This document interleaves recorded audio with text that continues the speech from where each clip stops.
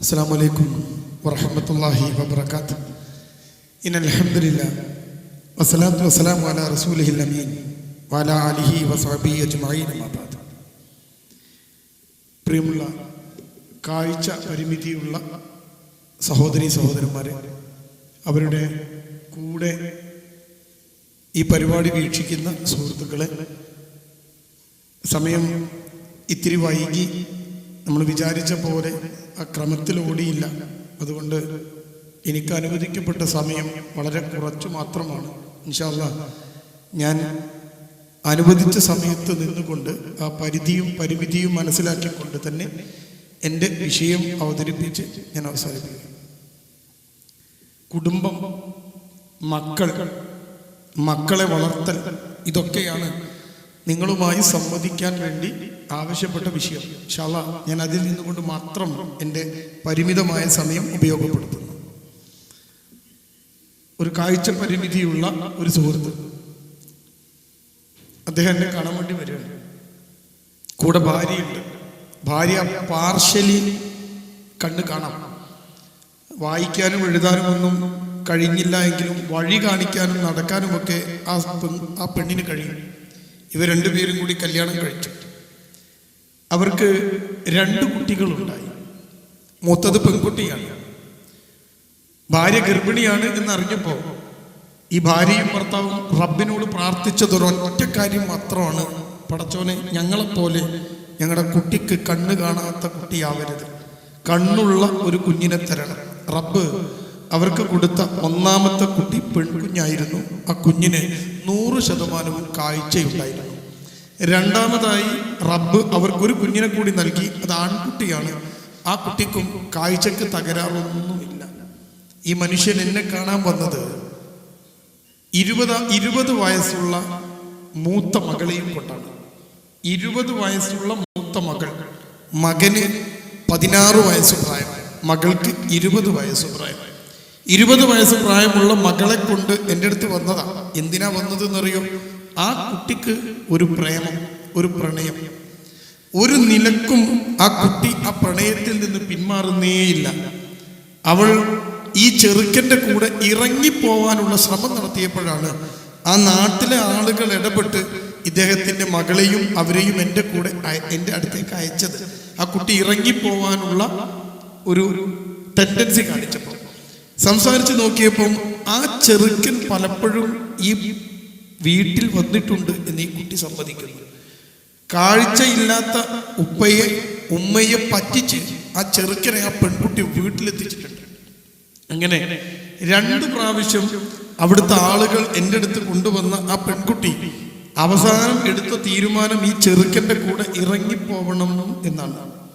അതാണ് ആ കുട്ടിയുടെ അവസാനത്തെ തീരുമാനം. 2ാമത്തെ പ്രാവശ്യം എൻ്റെ അടുത്ത് വന്നപ്പോൾ അവൾ തീരുമാനം അറിയിച്ചു. ആ കാഴ്ച പരിമിതരായ മാതാപിതാക്കളുടെ കൂടെ 1, 3, 4 ആളുകൾ കൂടിയുണ്ട്. അവരെ കൊണ്ടുവന്ന ആളുകൾ കൂടിയുണ്ട്. അവരെ ഇരുത്തിയിട്ട് ഞാൻ പറഞ്ഞു, അവളുടെ തീരുമാനം ഇതാണ്.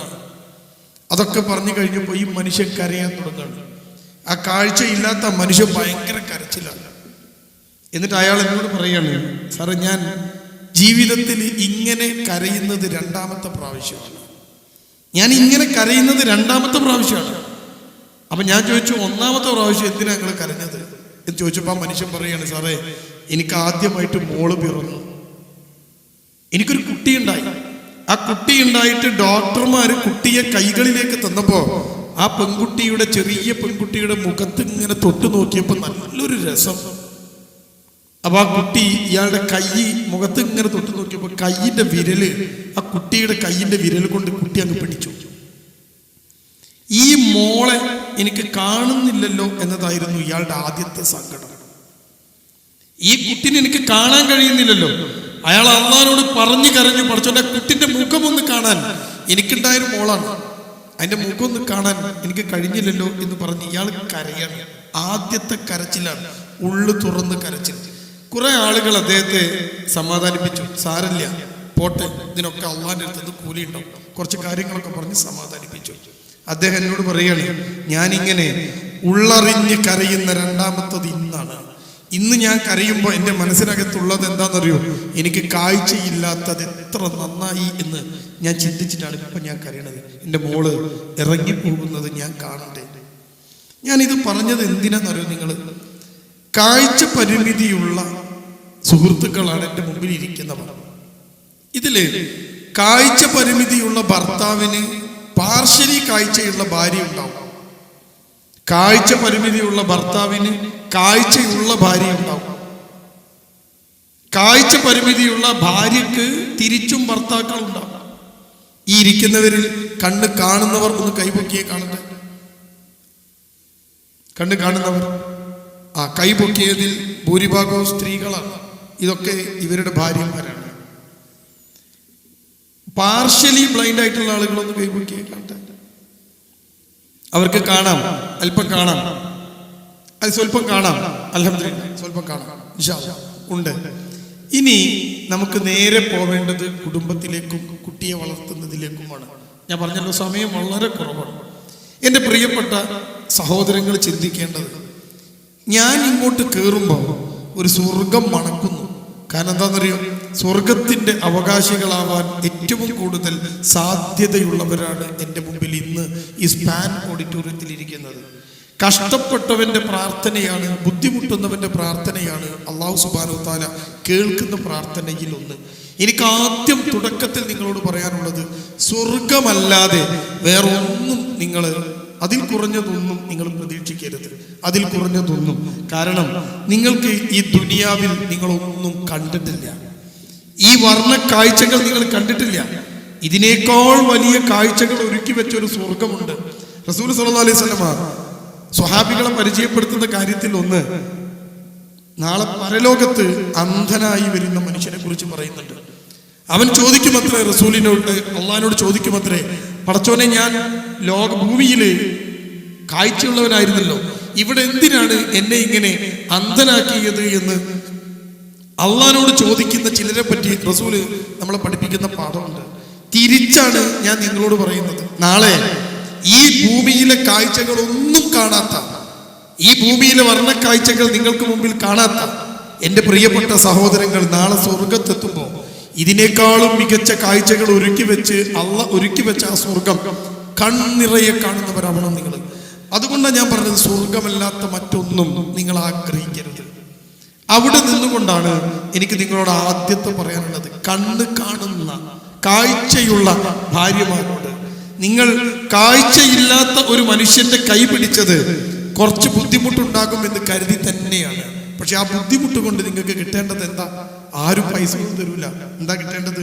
ആ ബുദ്ധിമുട്ട് കൊണ്ട് കിട്ടേണ്ടത് നാളെ കഷ്ടപ്പെടുന്ന ഒരുത്തന്റെ കൈ പിടിച്ചതിന് സ്വർഗമാണ്. പക്ഷേ ആ കൂടെ നിന്ന ഭർത്താവിന് നിങ്ങളെ കൊണ്ടൊരു വിഷമമുണ്ടായെങ്കിലും ബുദ്ധിമുട്ടുണ്ടായെങ്കിലും, ഞാനിത് പറയാൻ കാരണം എന്താ അറിയോ? ഞാൻ ഒരു മനുഷ്യനെ പരിചയപ്പെടുന്നു, അതിമനോഹരമായിട്ട് സാമൂഹ്യ മണ്ഡലങ്ങളിലൊക്കെ പ്രവർത്തിക്കുന്ന കാഴ്ച പരിമിതിയുള്ള ഒരു മനുഷ്യൻ, കാണൂല, 100% കാഴ്ചയില്ലാത്ത മനുഷ്യൻ. അയാളുടെ ഭാര്യ 100% കാഴ്ചയുള്ള പെണ്ണാണ്, മക്കളുണ്ട്. പക്ഷേ ഈ പെണ്ണ് എപ്പോഴും ഇയാളോട് ദേഷ്യം പിടിക്കും. ഇയാൾ കാഴ്ചയില്ലാത്ത മനുഷ്യനാണ്. ഇങ്ങനെ ദേഷ്യം പിടിച്ചിട്ടും പ്രശ്നമുണ്ടാക്കിയും ഒരു സ്വൈര്യവും സമാധാനവും ഈ പെണ്ണ് ഈ ചങ്ങാതിക്ക് കൊടുക്കുന്നേയില്ല. ഇയാൾക്കാണെങ്കിൽ ഇത് ഇട്ടെറിഞ്ഞ് പോവാനും വയ്യ, കാരണം മക്കളുണ്ട്. ഇയാൾക്ക് ബാത്റൂമിലേക്ക് പോകണമെങ്കിൽ ഒരാളെ കൈ പിടിക്കണം, അറിയാത്ത സ്ഥലത്ത് പോകണമെങ്കിൽ കൈ പിടിക്കാൻ ആൾ വേണം. ഈ ഭാര്യയെ ഇട്ടേച്ച് പോകാൻ വയ്യ. എപ്പോഴും മനസ്സിനകത്ത് സങ്കടമാണ്. ഈ പെണ്ണ് ചെയ്യുന്ന ഏറ്റവും വലിയൊരു പ്രശ്നമുണ്ട്. ഇയാൾ വീട്ടിൽ വന്നിട്ട് ഈ ഭാര്യയെ ഇങ്ങനെ വിളിക്കും, ഖദീജ എന്ന് ഭാര്യയെ വിളിക്കും. ഖദീജ എന്നല്ല പേരിട്ടോ, ഞാനൊരു സാങ്കല്പിക പേരുണ്ടാക്കിയതാണ്. അപ്പൊ ഈ പെണ്ണിനെങ്ങനെ വിളിക്കും, ഖദീജ എന്ന് പേര് വിളിച്ചാൽ ഈ പെണ്ണ് ചെയ്യുന്ന പണി എന്താണെന്നറിയോ? ഒച്ചയുണ്ടാക്കാതെ നടക്കും. നിങ്ങൾക്കറിയാലോ, മിണ്ടല് പോട്ടെ, ഒച്ചയില്ലാതെ നടക്കും. ഈ പെണ്ണിന്റെ ഒരൊച്ച കേട്ടാൽ ഈ മനുഷ്യൻ ചെവി കൊണ്ട് അവൾ എവിടെയുണ്ട് എന്ന് പിടിക്കും. നിങ്ങൾക്ക് ഞാൻ പറയാതെ തന്നെ അത് മനസ്സിലാവുമല്ലോ. കാഴ്ച കുറയുമ്പോൾ ചെവിക്ക് കേൾവി കൂടും. അപ്പൊ ഇയാൾ ഇങ്ങനെ ചെവി കൂർപ്പിച്ച് വീട്ടിനകത്ത് കൂടെ ഇങ്ങനെ നടക്കും. ഇയാൾ നടക്കുന്നുണ്ട് എന്നറിഞ്ഞിട്ട് പോലും ഈ ഭർത്താവിനെ ബുദ്ധിമുട്ടിച്ച് വിഷമിപ്പിക്കാൻ വേണ്ടിയിട്ട് ഈ പെണ്ണ് ഒച്ചയില്ലാതെ നടക്കും. ഇയാള് വിളിച്ച് കൊയങ്ങും. അതിന്റെ മുമ്പ് കൂടെയൊക്കെ ഇവള് പോകുന്നുണ്ടാവും. പാവം കാണുന്നില്ലല്ലോ. ഈ പെണ്ണ് ഇയാൾക്ക് ഇങ്ങനെ ബുദ്ധിമുട്ടാക്കാണ്. ഇയാൾക്ക് ജോലിയുണ്ട്, രാവിലെ ജോലിക്ക് പോവാൻ വസ്ത്രം എടുത്തു കൊടുക്കണം. അടിവസ്ത്രം ഉൾപ്പെടെ ഇയാളുടെ കയ്യിൽ ഇങ്ങനെ എടുത്തു കൊടുത്താലേ ഇദ്ദേഹത്തിന് അത് എടുത്ത് അണിയാൻ കഴിയുള്ളൂ. ഇയാൾ ഈ പെണ്ണിനെ വിളിക്കാണ്. അതിനിടയ്ക്ക് ഇയാൾ വാച്ച് എടുത്ത് സമയം, നിങ്ങൾക്കറിയാലോ, ഇങ്ങനെ തൊട്ട് നോക്കുന്ന വാച്ചിൽ ഇയാൾ സമയം ഇങ്ങനെ നോക്കും. സമയം ഇങ്ങനെ പോവാണ്. ഇദ്ദേഹത്തിന് ബസ് കയറിയിട്ട് വേണം ജോലിക്ക് പോവാൻ. ഈ ഭാര്യ ഇയാളെ ബുദ്ധിമുട്ടാക്കിക്കൊണ്ടേയിരിക്കുന്നു. എൻ്റെ മുമ്പിലിരിക്കുന്ന എൻ്റെ പ്രിയപ്പെട്ടവരെ, ഏത് സ്വർഗമാണ് നിങ്ങളെ കാത്തിരിക്കുന്നത്? കാഴ്ചയില്ലാത്ത ഒരു ഭർത്താവിൻ്റെ കൂടെ ജീവിച്ച് അദ്ദേഹത്തിന് കൂടുതൽ ബുദ്ധിമുട്ടുണ്ടാക്കുമ്പോൾ നമ്മൾ ഈ ജീവിച്ചതിന് കാര്യമില്ലാതെയായി മാറും. അവിടെയാണ് കുടുംബത്തെക്കുറിച്ച് എൻ്റെ പ്രിയപ്പെട്ട സുഹൃത്തുക്കൾ ആദ്യം മനസ്സിലാക്കി വെക്കേണ്ട പാഠം. ഞാൻ നിങ്ങളോട് പറയുന്നത് ഇനി നിങ്ങൾ ഇങ്ങനെ ഓർത്ത് വെക്കണം. സമയം കൂടുതലില്ലാത്തത് കൊണ്ട് ഞാൻ ചുരുക്കി പറയാണ്. ആദ്യം കുടുംബം എന്നാൽ എന്ത്? അതാണ് ആദ്യത്തെ എൻ്റെ പ്രിയപ്പെട്ടവർ മനസ്സിലാക്കി വെക്കേണ്ട പാഠം. എന്താണ് ഈ കുടുംബം എന്നത്? ഇപ്പോ ഈ അടുത്ത് ചർച്ചകളിലൊക്കെ നിറഞ്ഞു നിൽക്കുന്നത് ഇപ്പോ നമ്മുടെ നാട്ടിൽ ഓടിക്കൊണ്ടിരിക്കുന്ന ഒരു സിനിമയെ കുറിച്ചാണ്. ആ സിനിമ സംവിധാനം ചെയ്ത മനുഷ്യന് ആ സിനിമ ഇങ്ങനെ ഓടുകയാണ്. അതിനിടയിൽ ഒരു ഇന്റർവ്യൂ കൊടുത്തപ്പോൾ ഇന്റർവ്യൂവിൽ പറഞ്ഞു, എൻ്റെ ഈ സിനിമ കണ്ട് ഒരു 10 കുടുംബം ഡൈവോഴ്സ് ആയാൽ ഞാൻ സന്തോഷവാനായി എന്ന്. ഒരു സിനിമ എടുത്ത മനുഷ്യൻ, ആ സിനിമ ഒരു പ്രത്യേക തീമാണ് എന്ന് പറഞ്ഞാൽ അത് ഹോമോസെക്സിനെ കുറിച്ചുള്ള ഒരു സിനിമയാണ്. ആ സിനിമ എടുത്ത സംവിധായകൻ സാമൂഹ്യ മാധ്യമങ്ങളിൽ വന്ന് ഉറക്കെ പറയാണ്, എൻ്റെ സിനിമ കണ്ട് 10 കുടുംബം തകർന്നാൽ ഞാൻ സന്തോഷവാനായി എന്ന്. ഒരു ഭാഗത്ത് കുടുംബം എന്ന വ്യവസ്ഥയെ മുച്ചൂടും തകർക്കാനുള്ള ശ്രമം ഒരു ഭാഗത്ത് ഇങ്ങനെ നടക്കുകയാണ്. അദ്ദേഹം പറഞ്ഞ വാക്കാ ഞാൻ പറഞ്ഞത്. എന്നിട്ടോ ആ പറഞ്ഞ സംവിധായകൻ ജീവിക്കുന്നത് എങ്ങനെയെന്നറിയോ നിങ്ങൾക്ക്? ഭാര്യയും കുട്ടികളുമായി സുഖത്തിൽ ജീവിക്കുകയാണ്. സ്വന്തം ഭാര്യയെ ഒഴിവാക്കാതെ ആ സന്തോഷം അയാൾക്ക് വേണ്ട. എന്നിട്ട് അയാൾ ആരാന്റെ കുടുംബം തകർക്കാനുള്ള സിനിമയെടുത്ത് നടക്കുകയാണ്. ഒരു ഭാഗത്ത് സിനിമയും മറ്റു കാര്യങ്ങളും കലകളും ഒക്കെ നെഗറ്റീവായ സന്ദേശങ്ങൾ നമ്മുടെ മക്കൾക്ക് കൊടുത്ത് സമൂഹത്തിന് കൊടുത്ത് കടന്നു പോകുമ്പോഴാണ് നമ്മൾ ഇവിടെ കുടുംബത്തിൻ്റെ ശാക്തീകരണത്തെക്കുറിച്ച് സംസാരിക്കേണ്ടത്.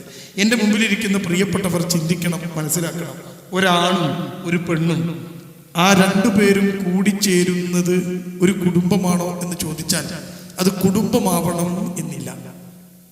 അത് കുടുംബമാവേണ്ടത് എപ്പോഴാണ്? കുടുംബം എന്നാൽ എന്ത് എന്ന് മനസ്സിലാക്കുമ്പോഴാണ്. എന്താണ് ഈ കുടുംബം? നമ്മളൊക്കെ എപ്പോഴും കേൾക്കുന്ന ഒരു ക്ലീശേ ഡയലോഗ് ഉണ്ട്, ഇമ്പമുള്ളത് കുടുംബം അല്ലേ? ഇതുവരെ കൂടിത്തിമ്പറ്റുണ്ടായിട്ടുണ്ടോ? അപ്പൊ ഈ ഇമ്പമുള്ളത് കുടുംബം, ആ ക്ലീശേ ഡയലോഗിന്റെ അപ്പുറത്തേക്ക് എൻ്റെ പ്രിയപ്പെട്ടവർ ഒന്ന് ചിന്തിക്കണം. എന്തിനാണ് കുടുംബം? എന്താണ് കുടുംബം? ഞാൻ പറയണത് നിങ്ങൾ വളരെ ശ്രദ്ധയോടുകൂടി കേൾക്കുന്നുണ്ട് എന്ന് എനിക്കറിയാം. അതുകൊണ്ട് ഞാൻ വളരെ ചുരുക്കി പോയിന്റാക്കി മാത്രം പറയും. മനുഷ്യൻ എന്ന ജീവിയാണ് ഞാനും നിങ്ങളുമൊക്കെ. 8.7 മില്യൺ സ്പീഷീസ് ഈ ലോകത്തുണ്ട്.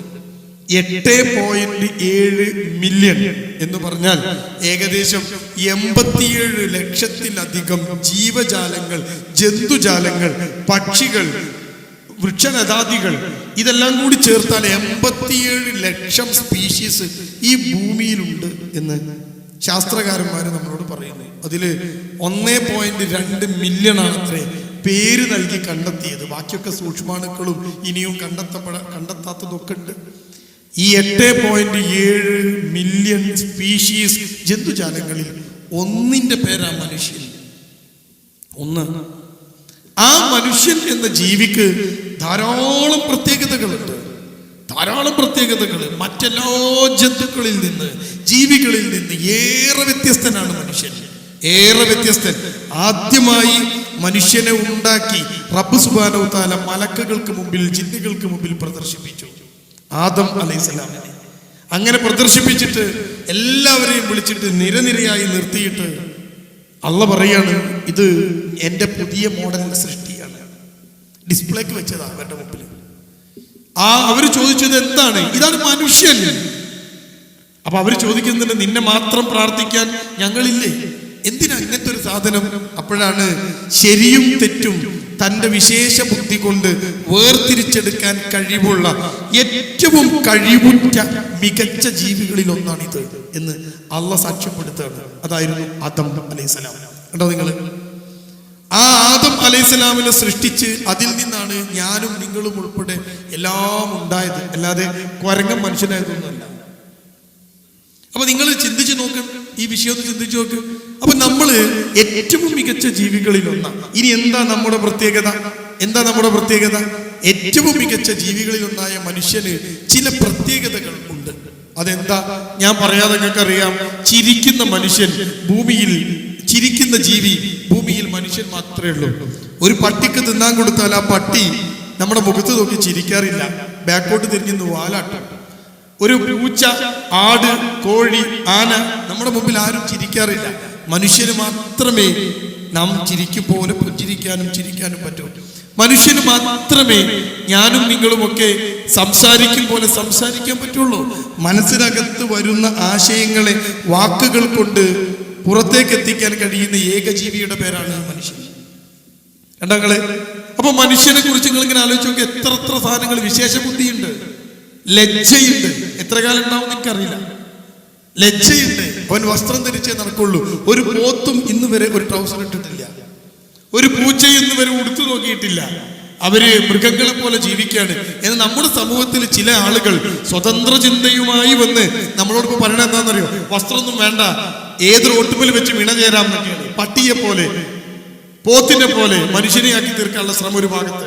അവിടെയാണ് അവരുടെ മുന്നിലാണ് നമ്മൾ എഴുന്നേറ്റ് നിന്ന് പറയുന്നത് അത് നടപ്പില്ല എന്ന്. അപ്പൊ നിങ്ങൾ ഇങ്ങനെ ചിന്തിക്കണം ഈ മനുഷ്യന്റെ പ്രത്യേകതകൾ. ഇനി ഞാൻ ആ പ്രത്യേകതകളൊക്കെ മാറ്റിവെച്ചു, സകല പ്രത്യേകതകളെയും മാറ്റിവെച്ചു. ഇനി ഞാൻ പറയുന്ന പ്രത്യേകതകൾ എൻ്റെ പ്രിയപ്പെട്ടവർ, ഉമ്മമാർ, ഉപ്പമാർ, നിങ്ങളിങ്ങനെ മനസ്സിനകത്ത് ഓർത്തു വെക്കണം. 2 പ്രത്യേകത മനുഷ്യനുണ്ട്. ആ 2 പ്രത്യേകതയാണ് പാരന്റിങ്ങിലേക്കും കുടുംബത്തിലേക്കും നിങ്ങളെ ക്ഷണിക്കുക. അതെന്താ മനുഷ്യന്റെ പ്രത്യേകത? ഒന്നാമത്തെ പ്രത്യേകത, ഏറ്റവും പതുക്കെ വളരുന്ന ജീവിയാണ് മനുഷ്യൻ. ഒന്നുകൂടി ഞാൻ പറയുന്നു, നിങ്ങൾക്ക് മനസ്സിലാക്കാൻ വേണ്ടി പറയുകയാണ്. ഏറ്റവും പതുക്കെ വളരുന്ന ജീവിയാണ് മനുഷ്യൻ. മനുഷ്യന്റെ വളർച്ച, growth and development is very slow. എന്തൊരു സ്ലോ എന്ന് പറയുന്നത്, അങ്ങോട്ട് വളർന്നു കിട്ടൂല. ഇനി എന്റെ മുമ്പിൽ ഇരിക്കുന്ന പ്രിയപ്പെട്ടവർ ചിന്തിച്ചു നോക്കൂ. നിങ്ങളുടെ ഭാര്യ പ്രസവിച്ചു. ഭാര്യ പ്രസവിച്ച അന്ന് തന്നെ അപ്പുറത്തെ വീട്ടിലെ ആട് പ്രസവിച്ചു. അപ്പൊ നിങ്ങളെ ഭാര്യയും ആടും ഒരേ ദിവസം പ്രസവിച്ചു. ഓക്കെ ആണല്ലോ?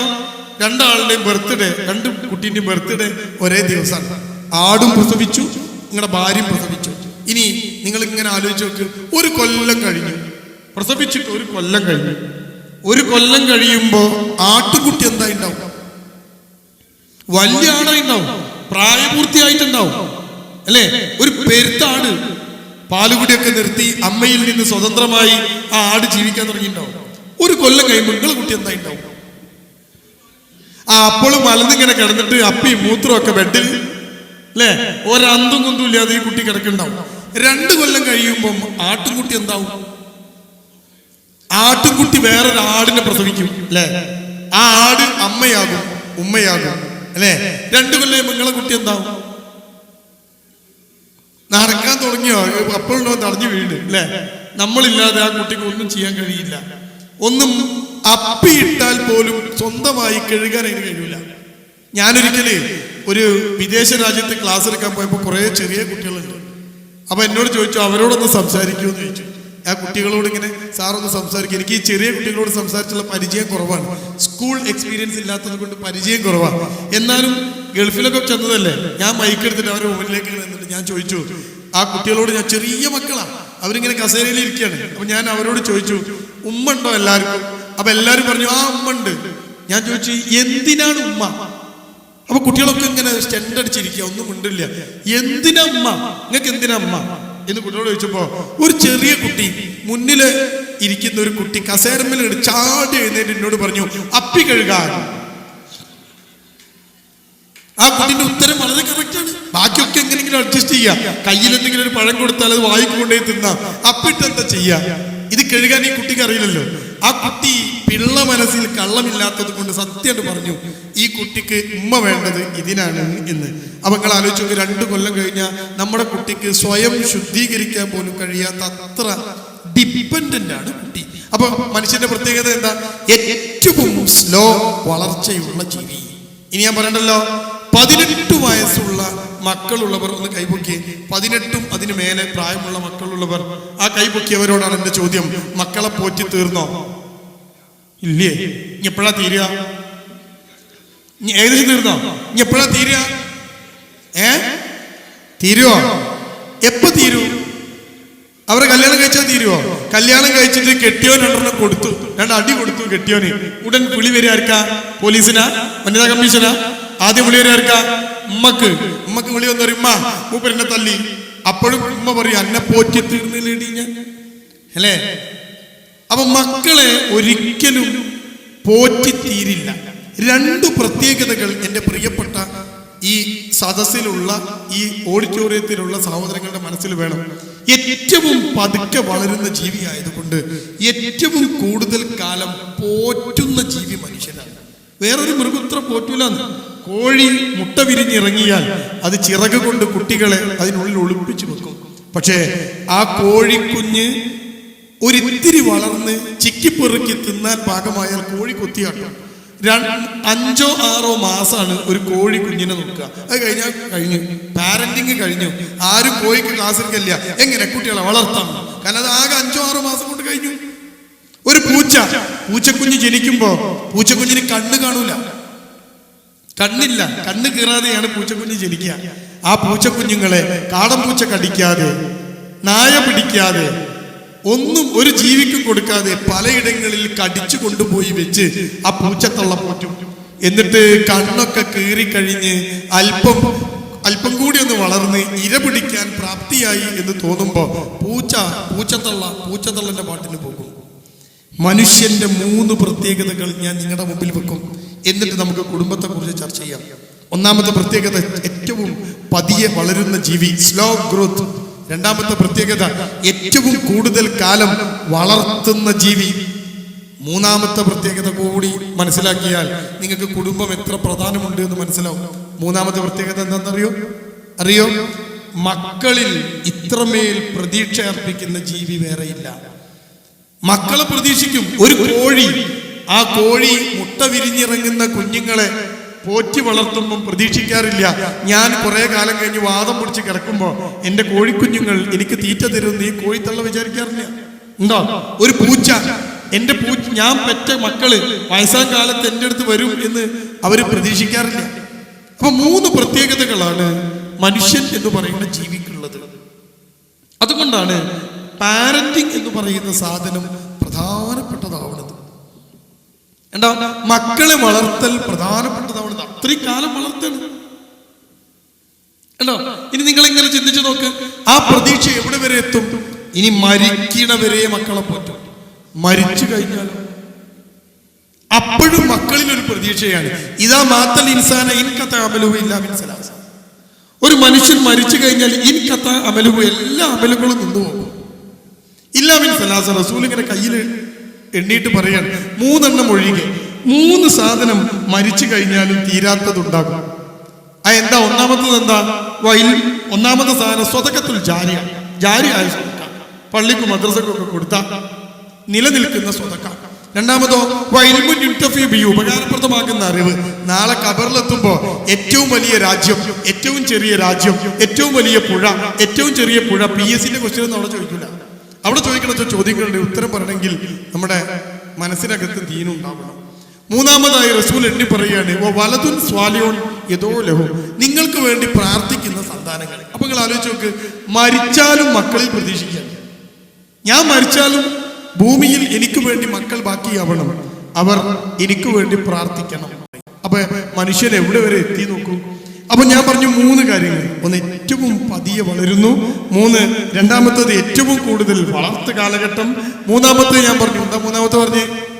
ഏറ്റവും കൂടുതൽ പ്രതീക്ഷ അർപ്പിക്കുന്ന ജീവിയാണ് മനുഷ്യൻ. ഇനിയാണ് നമുക്ക് നമ്മുടെ കുട്ടികളെ വളർത്തലും കുടുംബവുമായി ബന്ധപ്പെട്ട ചില കാര്യങ്ങൾ അറിയേണ്ടത്. ഞാൻ പറഞ്ഞത് ചുരുക്കി പറയാണ്. ആദ്യത്തെ എന്റെ ചോദ്യം, കുടുംബം എന്നാൽ എന്ത്? എന്താ നിങ്ങൾക്ക് ഉത്തരമുള്ളത്? കുടുംബം മുമ്പുള്ളത് ഞാൻ പറഞ്ഞതൊരു ക്ലീശേ ഡയലോഗാ. എന്താ കബാബ് ബീരാൻ, കമോൺ, എന്താ കുടുംബം? ഇന്നെ പറയിപ്പിക്കരുത് കബാബെ. എന്താ ഈ കുടുംബം? കബാബിന്റെ സ്റ്റുഡന്റ് ആട്ടോ. നീ ഇരുന്നോ? ഓ എന്തൊരു ബഹുമാന കബാബിന്. ഇരിക്കുക. എന്നിട്ട് പറഞ്ഞു എന്താ കുടുംബം? കബാബിന് കുടുംബല്ലേ അല്ലേ? നിങ്ങൾ പോരായിട്ടല്ലേ പെട്ടെന്ന് ഉണ്ടാക്കി കൊടുക്കണ്ടേ? ജോലിയൊക്കെ കിട്ടിയെന്നാ പറയണേ. കുടുംബം ഉണ്ടാക്കണേ. പെണ്ണെടുക്കാൻ തീരുമാനിച്ചില്ലേ? നോക്കണ്ടില്ല. ശരിയായിക്കോളൂ, ശരിയായിക്കോളൂ. കബാബ് ഈ പെടാൻ പോവാണ് കേട്ടോ. അപ്പൊ എന്താ ഈ കുടുംബം? കബാബ് ഇപ്പോൾ അന്തപ്പെട്ട് നിൽക്കുക. അവന് കുടുംബം എന്താ മനസ്സിലായില്ല. ഇനി ഞാൻ പറയുന്നത് നിങ്ങൾ മനസ്സിൽ അകത്ത് ഇങ്ങനെ ഇട്ട് വെക്കണം. മനുഷ്യൻ എന്ന ജീവിക്ക് എന്താണ് വേണ്ടത് എന്ന ഒരു ചോദ്യം. എന്താ ചോദ്യം? മനുഷ്യന് എന്താണ് വേണ്ടത്? മനുഷ്യൻ ഉണ്ടായ കാലം മുതൽ മനുഷ്യനിലുള്ള തത്വചിന്തകരൊക്കെ ചോദിച്ച ചോദ്യമാണ്. ഫിലോസഫേഴ്സ് ഒക്കെ ചോദിച്ച ചോദ്യമാണ്. മനുഷ്യൻ എന്താ വേണ്ടത്?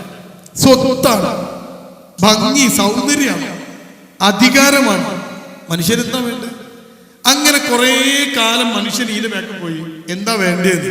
അവസാനം ഇസ്ലാമൊക്കെ വന്നപ്പോഴാണ് മനുഷ്യന് എന്താണ് വേണ്ടത് എന്നതിന് ഉത്തരം കിട്ടിയത്. ഞാൻ പറഞ്ഞ സമയമില്ലാത്തതോടെ ചുരുക്കി പറയാം.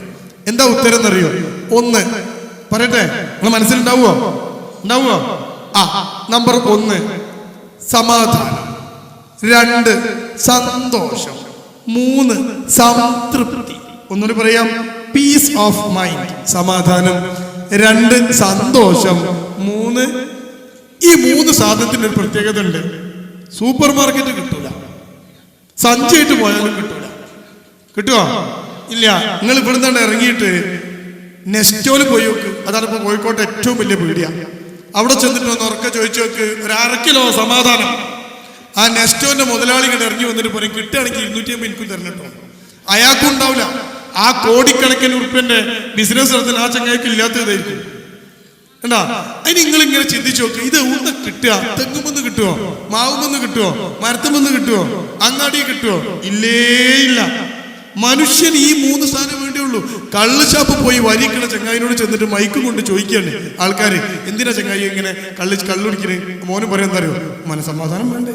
അത് കിട്ടുന്ന സ്ഥലപ്പ് എന്താ? നിങ്ങൾ ആൾ ദൈവങ്ങളെ തെരഞ്ഞു പോകുന്ന ആളുകൾ, മക്ബറ തേടി പോകുന്ന ആളുകൾ. ചില ആൾക്കാർ മക്ബറ ചെന്നിട്ട് കമിഴ്ന്ന് കിടക്കാണ്. അയാളെ പിടിച്ച് എഴുന്നേൽപ്പിച്ച് എന്തിനാങ്ങളെ കിടക്കണമെന്ന് വെച്ചാൽ അയാൾ പറയും സമാധാനം, സന്തോഷം.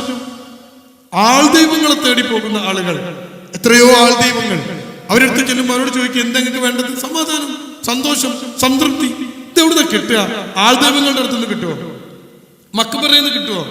നെസ്റ്റോന്ന് കിട്ടുമോ? ഇല്ലേ ഇല്ല. ഇനി ഞാൻ പറഞ്ഞത് നിങ്ങൾ ഓർക്കണം. കബാബ് കേൾക്കണ്ടോ? കേൾക്കണ്ടോ? കബാബ കുടുംബാവാൻ പോണ ആള്. ഇനി ഞാൻ പറഞ്ഞത് നിങ്ങൾ ഓർക്കണം. മനുഷ്യന് 3 സാധനം വേണം. ഈ 3 സാധനവും കിട്ടാൻ വേണ്ടി, ഒന്നുകൂടി ഞാൻ പറയാം, കേൾക്കണ്ടല്ലോ. 3 സാധനം കിട്ടാൻ വേണ്ടി 2 മനുഷ്യർ ഒരുമിച്ച് ചേരുന്നതിന്റെ പേരാണ് കുടുംബം. ഇനി മറക്കുവോ? അപ്പൊ എന്തിനാ കുടുംബം? അപ്പൊ ഞാൻ ഇപ്പൊ ഇങ്ങനെ പറയുമ്പോൾ നിങ്ങൾ ഇങ്ങനെ ആലോചിക്കുന്നുണ്ടാവും, ഈ 3 എണ്ണാണല്ലോ കല്യാണം കഴിച്ചപ്പോ മുതൽ പോയത് അല്ലേ? അല്ലെങ്കിൽ ആലോചിക്കുന്ന ചില ആൾക്കാർ ഇങ്ങനെ ആലോചിച്ചു. ചില ആൾക്കാർ ഇങ്ങനെ ആലോചിക്കുന്നുണ്ട്. ഓല് വിചാരിക്കാണ്, ഇതാണല്ലോ പഠിച്ചവരെ 3 എണ്ണം പോയത്. ഇത് പോവാനുള്ള സാധനമല്ല. ഈ 3 എണ്ണം ദുനിയാവിൽ എവിടെയും കിട്ടൂല. ഈ 3 എണ്ണം കിട്ടാൻ വേണ്ടിയിട്ടാണ് ഒരാണും പെണ്ണും ചേർന്നത്. അപ്പൊ ഇനി എന്റെ മുമ്പിൽ ഇരിക്കുന്ന ഭാര്യമാര് ചിന്തിക്കണം, ഇന്ന് ഭർത്താവിന്റെ കയ്യും പിടിച്ച് ഈ കോണിപ്പടി ഇറങ്ങുമ്പോ, ലിഫ്റ്റ് ഇറങ്ങുമ്പോ ഒരു ചിന്തിക്കണം, നിങ്ങളെ കൈ ഞാൻ എന്തിനാ പിടിച്ചെന്നറിയോ? എന്തിനാ? സമാധാനവും സന്തോഷവും സംതൃപ്തിയും കിട്ടണം. എവിടെയും കിട്ടൂല. എവിടെയും എത്ര കോടികൾ കൊടുത്താലും കിട്ടൂല. അത് കിട്ടാനുള്ള സ്ഥലമാണ് എന്ത്? കുടുംബം. അപ്പൊ കുടുംബം തന്നെ എന്താ? ഒരാണ് ഒരു പെണ്ണിനെ കെട്ടുക, എന്നിട്ട് പുറകെ കൊണ്ടുവരിക, അതിനെ അങ്ങോട്ട് കുത്തുക, ഇങ്ങോട്ട് കുത്തുക. ആണോ? ഇത് കുടുംബമല്ല, അത് അച്ചറയാണ്. അപ്പൊ കുടുംബം എന്ന് പറഞ്ഞാൽ ഈ 3 കാര്യങ്ങൾ കിട്ടണം. അപ്പൊ എന്റെ മുമ്പിൽ ഇരിക്കുന്ന ആണുങ്ങൾ ചിന്തിക്കണം, ഇതെങ്ങനെ എന്റെ ഭാര്യക്ക് ഞാൻ സമാധാനം കൊടുക്കും? എങ്ങനെ എന്റെ ഭാര്യക്ക് സംതൃപ്തി കൊടുക്കും? എങ്ങനെ എന്റെ ഭാര്യയെ സന്തോഷിപ്പിക്കും? അത് ഭർത്താവ് ചിന്തിക്കണം. ഭാര്യ ചിന്തിക്കണം, എന്റെ ഭർത്താവിന് ഞാൻ ഇത് 3 എങ്ങനെ കൊടുക്കും?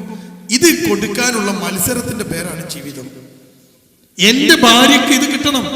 ഇത് കിട്ടണമെങ്കിലോ ചില കാര്യങ്ങൾ ആണും പെണ്ണും തമ്മിലുള്ള വ്യത്യാസവും നിങ്ങൾ തിരിച്ചറിയണം. അപ്പൊ എന്റെ മുമ്പിൽ ഇരിക്കുന്ന കുറെ ആണുങ്ങളുണ്ട്, ഓരോ കൂടെ വന്ന പെണ്ണുങ്ങളുണ്ട്, അല്ലേ? ആണിന് വേണ്ടതല്ല പെണ്ണിന് വേണ്ടത്, പെണ്ണിന് വേണ്ടതല്ല ആണിന് വേണ്ടത്. ഇത് വ്യത്യാസമുണ്ട്. നമ്മളെപ്പോഴും കുടുംബത്തിൽ പ്രശ്നം ഉണ്ടാവുക അങ്ങനെയാണ്. ആണുങ്ങൾക്ക് എന്താ വേണ്ടത്, അതല്ല പെണ്ണുങ്ങൾ. ആണുങ്ങൾക്ക് വേണ്ട സാധനം അറിയോ? പവർ. ആണുങ്ങളുടെ ആ പവറിനെ അംഗീകരിക്കണം. ആണല്ലേ ഞാൻ എന്നൊക്കെ ചോദിക്കും. അപ്പൊ ഈ പെണ്ണ് എന്ത് ചെയ്താൽ മതി? ആ പവറിനെ അംഗീകരിച്ചാൽ മതി. ഈ ആണുങ്ങളൊക്കെ പുരയിൽ വന്നിങ്ങനെ പറയും, എടി ഞാൻ ഇന്ന് ഓഫീസിൽ ചെന്നപ്പോ അവിടെ ഒരു പ്രശ്നം, ഭാര്യ ഇങ്ങനെ കേൾക്കും. എന്നിട്ട് ഞാനങ്ങോട്ട് ചെന്നപ്പോ, ഞാനങ്ങോട്ട് എത്തിയപ്പോ, ഞാനങ്ങോട്ട് ഇടപെട്ടപ്പോ, ഞാനങ്ങോട്ട് പറഞ്ഞപ്പോ കുറെ ഞാൻ ഉണ്ടാവും. ആണുങ്ങൾ വർത്തമാനം മേലുണ്ടാവും. അതാണ് പവർ. അപ്പൊ കുറച്ചേരം കേട്ടിട്ട് ഈ പെണ്ണ് പറയാം, പിന്നെ നിങ്ങളൊരു വലിയ ആള് ഉണ്ടാക്കാൻ എന്ന് പറഞ്ഞാൽ അവിടെ തീർന്ന്. അയാൾ പിന്നെ ഒരിക്കലും നിൽക്കൂല അവിടെ. അപ്പൊ ആ പെണ്ണ് എന്താ പറയേണ്ടത്? തന്നെ നിങ്ങൾ ഉണ്ടായതുകൊണ്ട് കഴിച്ചിലായിട്ടോ, എന്തൊരു വലിയ മനുഷ്യൻ. അതാണ് അംഗീകരിച്ചത്. ഇത് ഈ പെണ്ണുങ്ങളാണെങ്കിൽ എന്താ അതിനിങ്ങനെ പറയാൻ നിൽക്കും. പിന്നെ നിങ്ങൾ ഉണ്ടായിട്ടാണോ, വെറുതെ വലിയ ആളാണോ ഇങ്ങനെ പറയും. അത് ചൂടാവും, അയാൾക്ക് ചൂടാവും. അയാളുടെ പവർ അംഗീകരിക്കണം. ഉണ്ടങ്ങള് അവിടെ തീർന്ന്, പ്രശ്നം തീർന്ന്. ഇനിയോ പെണ്ണിന് വേണ്ടത് എന്താ? ആണിന് വേണ്ടത് ഈ പവറും സെക്സും ഒക്കെ. സെക്സിനൊക്കെ വളരെ പ്രധാനമാണ് ആണിന്. എന്നാൽ പെണ്ണിന് ഇതൊന്നും വേണ്ട. പെണ്ണിന് വേണ്ട സാധനം രണ്ടെണ്ണാണ്. അതാണ് കൊടുത്താൽ ഇതത്ര ചക്കര വേറെ ഉണ്ടാവില്ല. ഒന്നാമത്തെ സാധനത്തിന്റെ പേരാണ് സ്നേഹം. ആ സ്നേഹം ഇങ്ങനെ മനസ്സിൽ വെച്ചിട്ട് കാര്യമില്ല, അതിങ്ങനെ പ്രകടിപ്പിക്കണം അവളോട്. ആ ഇടയ്ക്കിടയ്ക്ക് ഇങ്ങനെ പോയിട്ട് പറയണം, എന്നെ ഇഷ്ടാട്ടോ. നമ്മളാണിത് പറയാൻ മറന്നു പോകും, അല്ലേ? മറന്നുപോയില്ലേ നിങ്ങള്? ആ ഇടയ്ക്കിടയ്ക്ക് ഈ പെണ്ണിനോട് സ്നേഹം പ്രകടിപ്പിക്കണം. രണ്ടാമത്തെ ഒരു സാധനം ഉണ്ട് ഈ പെണ്ണിന്, അതിന്റെ പേരാണ് പരിഗണന എന്ന്. പരിഗണിച്ചാൽ ഈ പെണ്ണിന് കിട്ടുള്ളൂ. അപ്പൊ നിങ്ങൾക്ക് വേണ്ട സാധനം കിട്ടും. നിങ്ങൾക്ക് എന്താ വേണ്ടത്? സെക്സ് വേണം. എപ്പോഴാ കിട്ടുക? അത് പിടിച്ചു വാങ്ങിയാൽ കിട്ടൂല. എപ്പോ കിട്ടും? ആ കിട്ടണമെങ്കിൽ ഈ പെണ്ണിനെ പരിഗണിക്കണം, ആ പെണ്ണിനെ സ്നേഹിക്കണം. അപ്പൊ ഈ സാധനം എങ്ങനെ കിട്ടും? ഇത് നമ്മളെ ഭാഗത്ത് നിന്ന് ഇത് പരിഗണിക്കാൻ പറഞ്ഞു. എന്താ ഈ പരിഗണന എന്ന് പറഞ്ഞാൽ? ഇവളാണ് ഏറ്റവും പ്രധാനം എന്ന ഒരു ചിന്തക്ക് പേരാണ് പരിഗണന. ഞാൻ ചെറിയൊരു ഉദാഹരണം പറയാം. നിങ്ങള് ജോലി കഴിഞ്ഞ് ഇങ്ങനെ വരികയാണ്, ഭാര്യന്റെ ഫോണിൽ നിന്ന് ഒരു ഫോണ് ബെല്ലടിച്ച് ചെവിയിൽ വെച്ചപ്പോ ഫോൺ ചെയ്യുന്നത് ഭാര്യയല്ല, ചെറിയ കുട്ടിയാണ്, ഇളയ കുട്ടിയാണ് ഫോൺ ചെയ്യുന്നത്. എടീ, നമ്മളെ മോന് 4 വയസ്സ് 5 വയസ്സുള്ള മോൻ ഫോൺ ചെയ്തിട്ട് ചോദിച്ചു, ഉപ്പച്ചി വരുമ്പോ ഒരു മുട്ടായി കൊണ്ടുവരുമോ? ആരാ ചോദിക്കണേ? നമ്മുടെ കുട്ടി. ഞങ്ങളോട് ചോദിക്കട്ടെ, അങ്ങനെ ചോദ്യം ചോദിച്ചാൽ നിങ്ങൾ മുട്ടായി വാങ്ങുമല്ലേ? ഉറപ്പായിട്ടും വാങ്ങും, അല്ലേ? എന്ത് സംഭവിച്ചാലും നമ്മളൊരു കടയിൽ ചെന്നിട്ട് പറയും ഒരു മുട്ടായി വാങ്ങാൻ പറയും. അങ്ങനെ ഒരു മുട്ടായി വാങ്ങുമ്പോൾ 3 കുട്ടികളുള്ള വാപ്പയാണ്. ഒരു കുട്ടിക്ക് ഇങ്ങനെ മുട്ടായി വാങ്ങുമ്പോൾ നിങ്ങളെ മനസ്സിലൊരു സാധനം ഓർമ്മ വരും. എന്താ ഓർമ്മ വരിക? ഒന്ന് വാങ്ങി വീട്ടിൽ പോകാൻ പറ്റുമോ? എത്ര കുട്ടികളുണ്ട്? അപ്പൊ നിങ്ങൾ എന്ത് ചെയ്യും? 3 മുട്ടായി വാങ്ങും, അല്ലേ? 3 മുട്ടായി വാങ്ങിയിട്ട് കീശയിലിട്ടിട്ട് നേരെ പുരേക്കാണ്ട് ചെന്ന് നമ്മുടെ വിളി കേൾക്കുമ്പോഴേക്ക് ചെറിയ മോനെ ഓടി വരും. 3 മുട്ടായി കൊണ്ട് കൈ കൊടുത്തു. നമ്മൾ പറയും, എന്താ പറയാ, കാക്കക്കും താത്തക്കും കൂടി കൊടുത്തേക്കിട്ടാ ഓരോന്ന്. ഈ ചെക്കനെ ഓടി ചെല്ലും, താത്തക്കും കാക്കക്കൊക്കെ മുട്ടായി കൊടുക്കും. ഓലൊക്കെ ഹാപ്പിയാവും, എല്ലാവരും ഹാപ്പിയാവും. പാപ്പാനോട് കുട്ടികൾക്കൊക്കെ സ്നേഹം ഉണ്ടാവും. ഇനി ഞാൻ അങ്ങോട്ട് ചോദിക്കട്ടെ, നിങ്ങള് ആ വീട്ടില് ഒരു കുട്ടി മുട്ടായിക്ക് പറഞ്ഞപ്പം വീട്ടിലുണ്ടായിരുന്ന മറ്റു 2 കുട്ടികൾ നിങ്ങൾ ഓർത്തു. ഈ കുട്ടികളെ നിങ്ങൾക്ക് തന്ന ഒരു പെണ്ണവിടെ ഇല്ലേ? അതിന് നിങ്ങൾ ഓർത്തോ? ഇതന്നെ നിങ്ങൾ കുഴപ്പമോ? അതിന് ഓർക്കൂല. എന്നിട്ട് പിന്നെ അതിന്റെ അടുത്തേക്ക് ചെന്നാൽ എന്തെങ്കിലും കിട്ടുമോ? അതിനോർത്തില്ല. അപ്പൊ 2-3 മുട്ടായി വാങ്ങുമ്പോ നിങ്ങൾ ഓർക്കേണ്ടത് എന്താ? എനിക്ക് ഈ കുട്ടികളെ സമ്മാനിച്ച ഒരു പെണ്ണ് എത്ര കഷ്ടപ്പാടാന്നറിയോ? ഈ ഗർഭം എന്ന് പറഞ്ഞ കക്കൂസിൽ പോലും മര്യാദക്ക് ഇരിക്കാൻ കഴിയാത്ത ഒരവസ്ഥയാണത്. ഒരു പെണ്ണിന്റെ ശരീരം മുഴുവൻ നാശമായി പോകും. എന്നിട്ട് ഇത്രയും കഷ്ടപ്പെട്ടിട്ട് നിങ്ങൾക്കൊരു കുട്ടി ഉണ്ടാവാൻ വേണ്ടി ഓള് ഗർഭം ധരിച്ചു, അതിനെ പെറ്റ്, എന്നിട്ടോ എന്തോ ഒരു ഭംഗിയുള്ള ശരീരമായിരുന്നു, അത് മുഴുവൻ നാശമായി. കുട്ടി പാലും കുടിച്ച് 4-5 പ്രസവം കഴിഞ്ഞപ്പോഴേക്ക് ആകെ പോയി. ഇതൊക്കെ കഴിഞ്ഞ് നിങ്ങൾക്ക് 3 കുട്ടികളെ തന്ന ഈ പെണ്ണ് ഈ 3 മുട്ടായി വാങ്ങുമ്പോ നിങ്ങൾ ഇങ്ങനെ ചിന്തിക്കുകയാണ്, എന്റെ കെട്ടിയോളും ഉണ്ടല്ലോ പുരയില്. പീഡിയക്കാരനോട് പറഞ്ഞു 3 മുട്ടായി. എന്നിട്ട് അയാളോട് പറഞ്ഞു വേറൊരു മുട്ടായും കൂടി കൊണ്ടാ. ഈ കുട്ടികൾക്കൊക്കെ ഇഷ്ടം മഞ്ച, എന്റെ പെണ്ണുങ്ങൾക്ക് ഇഷ്ടം വെള്ള കളർ ചോക്ലേറ്റ്, മിൽക്കി ബാർ. പീഡിയക്കാരനോട് പറഞ്ഞു 3 മഞ്ചും ഒരു മിൽക്കി ബാർ. 3 മഞ്ച് കുപ്പായത്തിന്റെ പോക്കറ്റിലിട്ടു, പിന്നെ ഒരു മിൽക്കി ബാർ വാങ്ങി പാൻറ്റിന്റെ പോക്കറ്റിലിട്ടു. നമ്മൾ വീട്ടിൽ കണ്ട് കയറുമ്പോൾ മക്കൾ ഓടി വന്നു, 3 ആക്ക് മുട്ടായി കൊടുത്തു. കണ്ടോ? എന്നിട്ട് നമ്മൾ ചെരുപ്പൊക്കെ അയച്ച് സ്റ്റെപ്പ് കയറി പൊരേ കണ്ട് കയറുമ്പോൾ ഭാര്യ സലാം പറഞ്ഞു, ഓക്ക് കയ്യൊക്കെ കൊടുത്ത് പൊരേ കണ്ട് കയറുമ്പോൾ നമ്മൾ പാൻറ്റിന്റെ പോക്കറ്റിൽ നിന്ന് ഒരു മിൽക്കി ബാർ എടുത്ത് ആ പെണ്ണിന്റെ കൈക്ക് വെച്ച് കൊടുത്തിട്ട് പറഞ്ഞു, എന്നടി ഇത് കൊണ്ടുപോയിട്ട് തിന്ന കുട്ടികൾ കാണാൻ എനിക്ക് കിട്ടൂല. ആ പെണ്ണിന്റെ കയ്യിൽ മിൽക്കി ബാർ ഇങ്ങനെ വെച്ച് കൊടുക്കുമ്പോൾ ആ പെണ്ണിന്റെ മനസ്സിനകത്ത് ഉണ്ടാകുന്ന ഒരു സാധനത്തിന്റെ പേരാണ് പരിഗണന എന്ന്. അല്ലാതെ അതിങ്ങനെ ഈ ചാർട്ടിൽ എഴുതി തൂക്കിയിട്ട് കാര്യമില്ല. എനിക്കുണ്ട് ശ്രേഷ്ഠ ആരെ പറഞ്ഞില്ല കച്ചറുണ്ടാക്കുമ്പോൾ ശ്രേഷ്ഠ. അപ്പൊ നിങ്ങളിങ്ങനെ ചിന്തിക്കേണ്ടത് എന്താ, ഈ പെണ്ണിന് അപ്പൊ എന്തുണ്ടിപ്പോ ഈ പെണ്ണിന്റെ മനസ്സിൽ ഇങ്ങനെ ഒരു പരിഗണന വന്നു അല്ലെ. ഇനി നിങ്ങൾ ആലോചിച്ച് നോക്കുക, ഈ പെണ്ണ് വേഗം അടുക്കളയിൽ പോയി ഈ സാധനം പൊളിച്ച് ആ മിൽക്കി ബാറിന്റെ ഒരു കഷ്ണം എടുത്തിട്ട് നാവുമ്മലിടുമ്പോ ആ മിൽക്കി ബാർ നാവുമ്മൽ ഇങ്ങനെ അലിയുമ്പോ ആ പെണ്ണിന്റെ നാവിൽ ഇങ്ങനെ മധുരം വരും, അകത്ത് ഇങ്ങനെ പരിഗണന വരും. ഓ എന്റെ ഭർത്താവ് ആകെ ഇത് 5 ഉറുപ്പിന്റെ പണിയുള്ളൂ, ഒരു 5 ഉറുപ്പിയെ ഇത് മുടക്കാതെ നമ്മളിങ്ങനെ ഓണമെന്ന് പറഞ്ഞ് നടക്കും. എന്നിട്ട് പറയും കുടുംബാകെ പ്രശ്നമാണ്, കച്ചറ ഉണ്ടാ. ഇവക്ക് കൊടുക്കേണ്ട 2 സാധനങ്ങളാണ് കൊടുത്ത ആ പ്രശ്നം തീർന്നു. കണ്ടില്ലെങ്കില് അപ്പോഴോ അപ്പൊ നമ്മക്ക് കിട്ടേണ്ട ഇങ്ങോട്ട് കിട്ടും. മറ്റേ കച്ചറ ഉണ്ടാക്കിയിട്ട് ഭാര്യയും ഭർത്താവും ഇങ്ങനെ നിന്നിട്ട് സ്നേഹിക്കടി മര്യാദക്ക് സ്നേഹിക്കടി പറഞ്ഞ സ്നേഹം കിട്ടുമോ? ഇല്ല. ഇതാണ് കുടുംബം. അപ്പൊ എന്തിനാ നമ്മൾ കുടുംബമായത്? 3 കാര്യങ്ങൾ കിട്ടാൻ. ദുനിയാവിൽ എവിടെയും കിട്ടാത്ത 3 എണ്ണം, പൈസ കൊടുത്താൽ കിട്ടാത്ത 3 എണ്ണം നിങ്ങളുടെ കുടുംബത്തിനകത്ത് ആ 3 എണ്ണം നിങ്ങൾ ഉണ്ടാക്കിയെടുക്കണം. ഇനിയോ, ഇനി എന്തിനാ കുടുംബം? മക്കൾ അവരെ വളർത്താൻ. ഈ ദുനിയാവില് റബ്ബ് സുബ്ഹാനഹു തആലയെ ആരാധിക്കുന്ന, റബ്ബിനെ മാത്രം ആരാധിക്കുന്ന സന്മാർഗികളായ, ഞാൻ നേരത്തെ ഇങ്ങോട്ട് പറഞ്ഞല്ലോ വലതുൻ സ്വാലിഹുൻ യദ്ഉലു, സ്വാലിഹീങ്ങളായ മക്കൾ പ്രാർത്ഥിക്കുന്ന ഈ മക്കൾ ഉണ്ടാക്കാനാ കുടുംബം. എന്തിനാ കുടുംബം എന്ന് ചോദിച്ചാൽ ഉത്തരവാദിത്തമാണ് ഇവരുണ്ടാക്കാനാ കുടുംബം. ഈ മക്കളെ കൃത്യമായിട്ട് വളർത്താനുള്ള ഒരു മെത്തേഡ് എൻ്റെ മുമ്പിലിരിക്കുന്ന പ്രിയപ്പെട്ടവരുണ്ടാക്കണം. ബാപ്പാക്ക് കാഴ്ച പരിമിതിയുണ്ട്, ഉമ്മാക്കും കാഴ്ച പരിമിതി ഉണ്ടെങ്കിൽ എൻ്റെ പ്രിയപ്പെട്ടവരെ ഈ മക്കളെ വളർത്തുമ്പോൾ ഏറ്റവും കൂടുതൽ ശ്രദ്ധ നമ്മൾ കൊടുക്കേണ്ട ഒരു സാധനമുണ്ട്.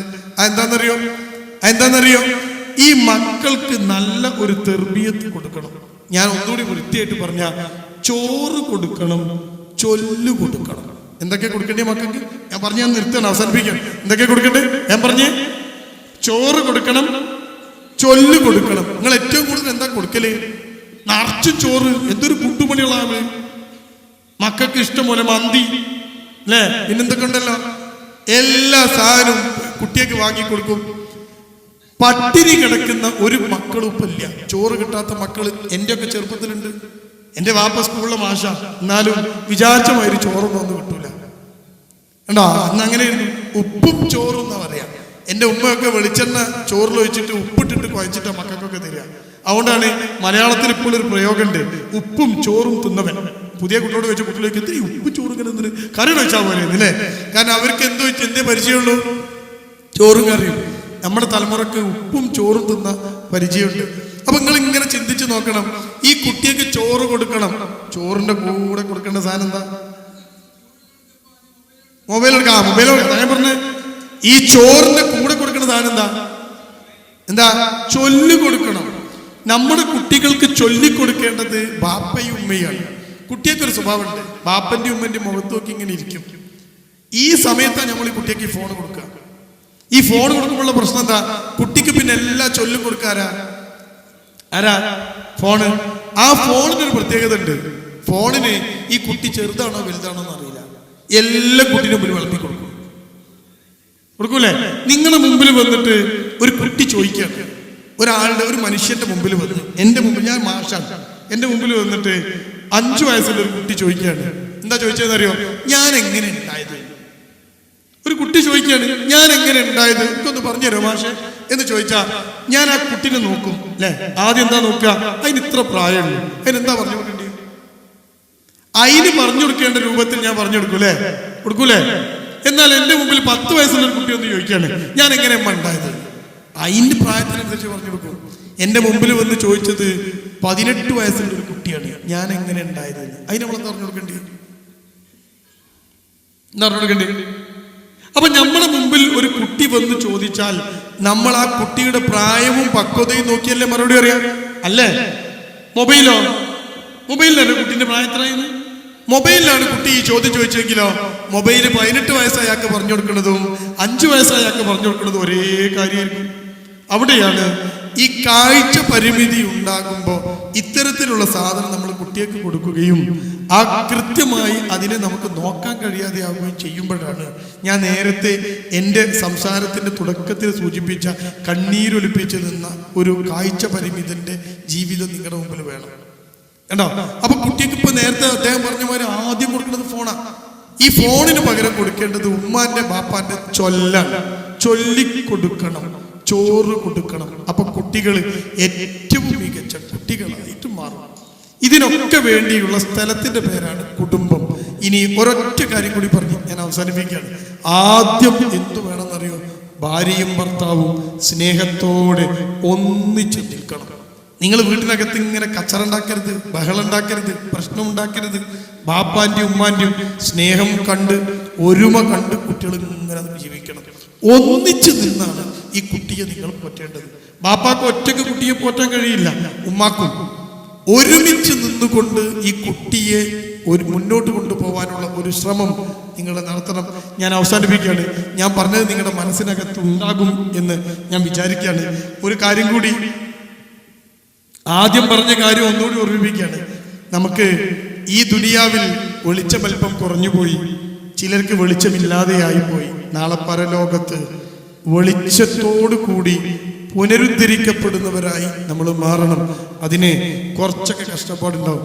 ഒരു ചെറിയ കാര്യം കൂടി നിങ്ങളുടെ മുമ്പിൽ സൂചിപ്പിക്കുകയാണ്. ഒരു മനുഷ്യൻ ഏറ്റവും കൂടുതൽ തെറ്റ് ചെയ്യാൻ ഏത് അവയവം കൊണ്ടാണ്? പറയൂ, ഏതുകൊണ്ട്? ഒന്ന് കണ്ണ്, പിന്നെ നാവ്. ഞാൻ നിങ്ങളുടെ മുമ്പിൽ നിൽക്കുകയാണ്. ഞാൻ എൻ്റെ 2 അവയവങ്ങളെ കൃത്യമായി ശ്രദ്ധിക്കണം. ഒന്ന് എൻ്റെ കണ്ണാണ്, എൻ്റെ നോട്ടം, ഞാൻ കാണുന്ന കാഴ്ച. അള്ളാഹിനോട് നാളെ സമാധാനം പറയണം. എന്ത് കണ്ടാലും ഞാൻ എൻ്റെ നാവിനെ ശ്രദ്ധിക്കണം. നിങ്ങൾക്ക് ആകെ ഒന്നിനെ ശ്രദ്ധിച്ചാൽ മതി. എന്താ? നാവ്. കഴിഞ്ഞു. നാവിനെ ശ്രദ്ധിച്ചാൽ മതി, ഉണ്ടല്ലോ. ബാക്കി കണ്ണ് നോക്കണ്ട. കണ്ണുകൊണ്ടുള്ള ഒരു തെറ്റും നാളെ നിങ്ങൾക്ക് മുമ്പിൽ കണ്ണ് സാക്ഷി പറയില്ല. വലിയൊരു കാര്യമാണത്, ഉണ്ടോ? ഇപ്പോഴുള്ള ആൾക്കാരുടെ സ്ഥിതി എന്താ? എത്ര ദീനുള്ള മനുഷ്യനാണെങ്കിലും കയ്യിലൊരു മൊബൈൽ ഉണ്ടാവും. അതിൽ റീൽസ് ഇങ്ങനെ കാണുക, ഷോർട്സ് ഇങ്ങനെ കാണുക, സിനിമന്റെ ക്ലിപ്പ് കാണുക, ആണും പെണ്ണിനും കാണുക, പെണ്ണുങ്ങളുള്ള പരസ്യം കാണുക, ഉണ്ടോ? ഒരുപാട് തെറ്റുകൾ കണ്ണുകൊണ്ട് ചെയ്യണം. നിങ്ങൾക്ക് ഈ തെറ്റുകളൊന്നുമില്ല. കണ്ണ് സാക്ഷി പറയാത്തവരാണ് നിങ്ങൾ.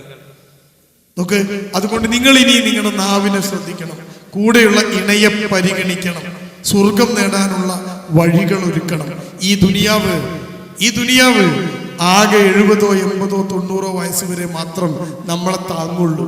ഒരു 70 വയസ്സൊക്കെ കഴിഞ്ഞാൽ പിന്നെ ഈ ഭൂമി നമ്മളെ പുറന്തള്ളാനുള്ള ശ്രമം തുടങ്ങും. അസുഖങ്ങൾ വരും, നടക്കാൻ കഴിയാതെയാകും. അതുകൊണ്ട് ആകെ കുറച്ച് കാലം, നിങ്ങൾക്കൊക്കെ എത്ര വയസ്സായി അവിടെ കുട്ടി വയ്ക്കുക, ഇനി എത്ര കാലം ഉണ്ടാവുന്നു? അത്രേ ഉള്ളൂ മനുഷ്യന്റെ ജീവിതം. അതും കഴിഞ്ഞ് നമ്മൾ മരണമില്ലാത്ത ഒരു ജീവിതത്തിലേക്ക് എത്തുമ്പോൾ കാഴ്ചയുണ്ടാവണം, സൗകര്യങ്ങൾ ഉണ്ടാവണം. അതിനു വേണ്ടിയുള്ളൊരു ശ്രമം നിങ്ങളുടെ ഭാഗത്ത് നിന്നുണ്ടാവണം. അതിനാണ് എൻവിഷൻ നിങ്ങൾക്ക് മുമ്പിൽ സംഘടിപ്പിച്ചത്. അള്ളാനെ മാത്രം വിളിച്ച് ആരാധിക്കുന്ന ഒരു കൂട്ടമാണ് വിസ്ഡം ഓർഗനൈസേഷൻ. അള്ളാനെ മാത്രം, ഷെയ്ഖുമാരെ വിളിച്ച് ആരാധിക്കില്ല. നമ്മൾ അവരെയൊക്കെ ബഹുമാനിക്കും, ഉണ്ടോ? ബഹുമാനിക്കും. ആരാധനയില്ല, അവരോട് വിളിച്ച് ചോദ്യമില്ല. ബദരീങ്ങളെ ബഹുമാനമാണ്, ബദരീങ്ങളെ വിളിച്ച് ചോദ്യമില്ല. ബദരീങ്ങളെ രക്ഷിക്കണേ എന്ന് പറയുന്ന ശിർക്കിന്റെ വാക്കുകൾ നമ്മൾ പറയില്ല. കാരണം നിങ്ങൾക്ക് സ്വർഗം നഷ്ടപ്പെട്ടാൽ അത് വലിയൊരു നഷ്ടമാണ്. ബാക്കി ആൾക്കാർക്ക് ഈ ദുനിയാവിൽ പലതും കണ്ടും കേട്ടും കാര്യങ്ങളൊക്കെ ചെയ്തിട്ടൊക്കെ അവർ കുറച്ചൊക്കെ ആനന്ദിച്ചിട്ടുണ്ട്, ഇത്തിരി കാലമെങ്കിലും. പക്ഷെ നിങ്ങൾ അങ്ങനെയില്ല. അതുകൊണ്ട് സ്വർഗം നേടാനുള്ള ആദ്യ വഴി വിശ്വാസം ശരിയാക്കലാണ്. ശിർക്ക് കലരാത്ത ഒരു വിശ്വാസ പ്രമാണവുമായി ഈ ഭൂമിയിൽ ജീവിക്കുന്ന വിസ്ഡം നിങ്ങളെ ക്ഷണിച്ചത്, എൻവിഷന് ക്ഷണിച്ചത് അകക്കണ്ണിന്റെ കാഴ്ച കൊണ്ട് നിങ്ങൾ കാര്യങ്ങളെ മനസ്സിലാക്കണം.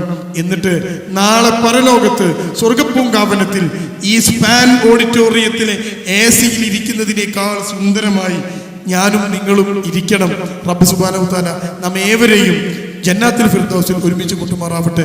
റബ്ബനാ ഹബ് ലനാ മിൻ അസ്വാജിനാ വദുരിയാതിനാ ഖുർറത അയുൻ വജഅൽനാ ലിൽ മുത്തഖീന ഇമാമാ. റബ്ബനാ ആതിനാ ഫിദ് ദുനിയ ഹസന വഫിൽ ആഖിറതി ഹസനത വഖിനാ അദാബന്നാർ. വആഖിറു ദഅവാനാ അൽഹംദുലില്ലാഹി റബ്ബിൽ ആലമീൻ. അസ്സലാമു അലൈക്കും വറഹ്മത്തുള്ളാഹി വബറകാതുഹു.